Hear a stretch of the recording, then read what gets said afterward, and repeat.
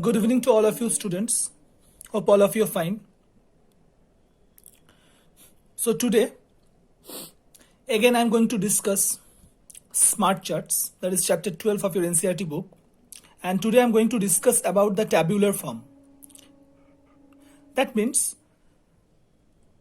data will be given and you have to arrange that data in a tabular form, as we have already discussed in the doubt clearing class.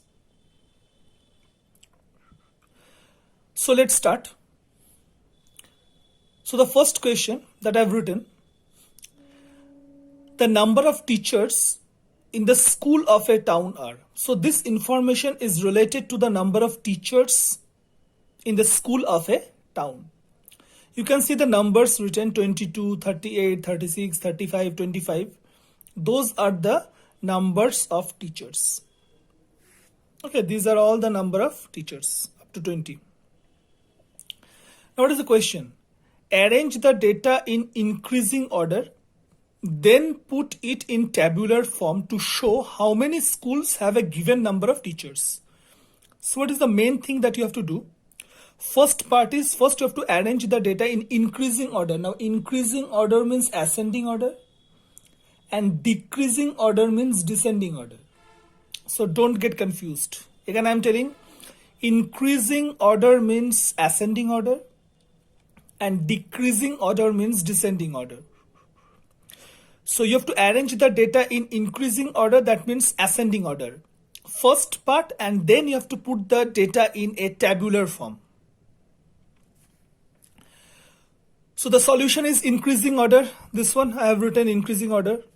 So you have to see the values carefully. 20, then 22 we have 3 times, 25 4 times, 35 3 times, 36 3 times and 38 2 times. So this is the ascending order, or you can say increasing order. First you have to look at these values and you have to arrange. So the smallest is 20 and the greatest is 38. Now the second part, tabular form. Now here the most important thing is the heading.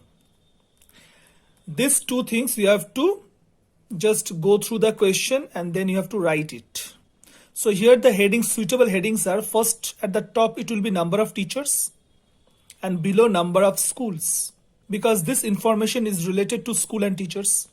So number of teachers and number of school. Now here number of teachers will be 20, then 22, then we have 25, then 35, then 36, and last one is 38.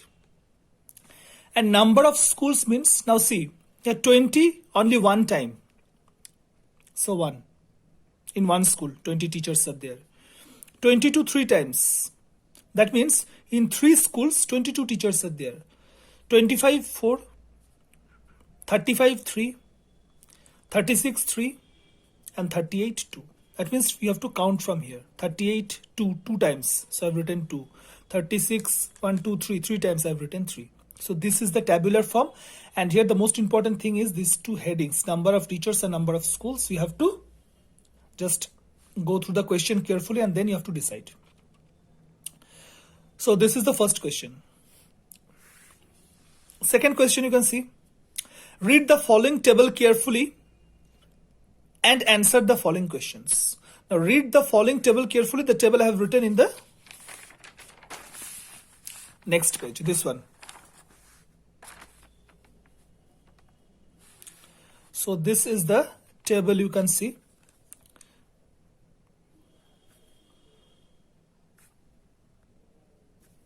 The table, the information is given age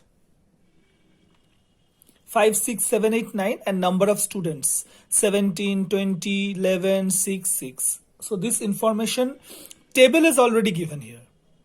So this information, this table is about the age of students. Now 3 questions are there and you have to answer those questions from the table. So the first question, you can see, how many students were 8 years old? How many students were 8 years old?